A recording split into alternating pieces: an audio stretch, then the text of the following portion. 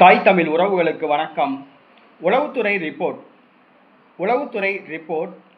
நடிகர் விஜய் மகிழ்ச்சி என்ற தலைப்பில் இந்த காணொளியை காண்கிறோம். உளவுத்துறை ரிப்போர்ட் நடிகர் விஜய் மகிழ்ச்சி. உளவுத்துறை தமிழ்நாடு முதலமைச்சருக்கு ஒரு ரிப்போர்ட் கொடுத்துள்ளது. அது உறக்கத்தை தொலைத்தார் முதலமைச்சர். மகிழ்ச்சியில் திளைக்கின்றார் நடிகர் விஜய். ஆரம்பத்தில் ஒரு வீட்டுக்கு ஒரு ஓட்டு நடிகர் விஜய்க்கு கிடைக்கும் என கணிக்கப்பட்டது. ஏனென்று சொன்னால், ஒரு வீட்டில் ஒரு இளைஞர் உள்ளார், ஒரு மாணவர் உள்ளார். ஆக ஒரு வீட்டுக்கு ஒரு ஓட்டு நடிகர் விஜய்க்கு கிடைக்கும் என கணிக்கப்பட்டது. ஆனால் உளவுத்துறை கொடுத்த ரிப்போர்ட் மிகுந்த அதிர்ச்சியை கொடுத்துள்ளது. ஒரு வீட்டில் 4 பேர்கள் உள்ளார்கள் என்று சொன்னால் 3 பேர் நடிகர் விஜய்க்கு வாக்களித்துள்ளதாக அந்த உளவுத்துறை ரிப்போர்ட் குறிப்பிடுகிறது. திமுக, அதிமுக 2 பேருமே போட்டி போட்டுக்கிட்டு 1000, 1500 அப்படின்னு சொல்லி வாக்காளர்களுக்கு பணப்பட்டுவாடா பண்ணாங்க.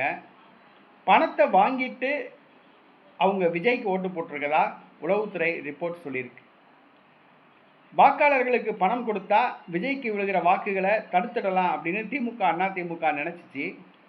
ஆனால் உளவுத்துறை ரிப்போர்ட் என்ன சொல்லுது? ஒரு வீட்டுக்கு 3 ஓட்டு வர விஜய்க்கு விழுந்திருக்கு அப்படின்னு சொல்கிறாங்க. இது வாக்காளர்கள் மௌன புரட்சி ஏற்படுத்தியிருக்காங்க அப்படின்னு தான் சொல்லணும். உண்மையிலேயே ஒரு வீட்டுக்கு 3 ஓட்டு விஜய்க்கு விழுந்துச்சுன்னா வாக்காளர்கள் பணத்தை வாங்கிட்டு மௌன புரட்சி நடத்தியிருக்காங்க அப்படின்னு தான் அர்த்தம். ஒரு வீட்டுக்கு 3 ஓட்டு விஜய்க்கு விழுந்திருக்குமா என்பது கேள்விக்குறி தான். ஆனால் உளவுத்துறை என்ன சொல்லுது? ஒரு வீட்டுக்கு 3 ஓட்டு நடிகர் விஜய்க்கு போயிருக்கு அப்படிங்கிறாங்க. கிராமங்களில் நடிகர் விஜய்க்கு ஓட்டு விழுந்திருக்கா? கேள்விக்குறி தான். படித்தவர்கள் மத்தியில் விழுந்திருக்கா? கேள்விக்குறி தான். வயதானவர்கள், அனுபவமிக்கவர்கள் மத்தியில் அவங்க ஓட்டு விஜய்க்கு விழுந்திருக்கா? கேள்விக்குறி தான்.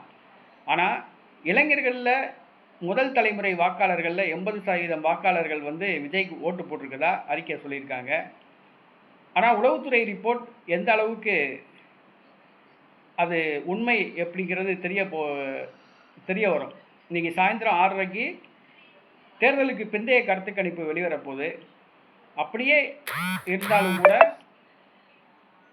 மே 4ஆம் தேதி காலை வாக்கு எண்ணிக்கை நடக்கும்போது அது உண்மையா பொய்யா அப்படின்னு தெரிஞ்சு வரும்.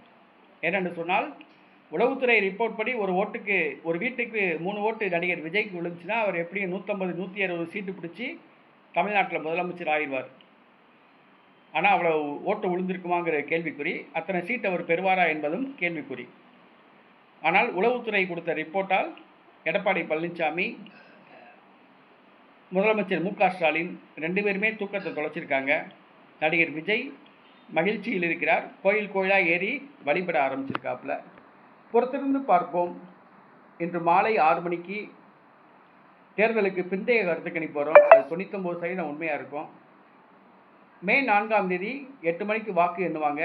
9 மணிக்கு நிலவரம் தெரிஞ்சு வரும், யார் ஆட்சியை பிடிச்சிருவான்னு. அது வரைக்கும் பொறுத்திருந்து பார்ப்போம்.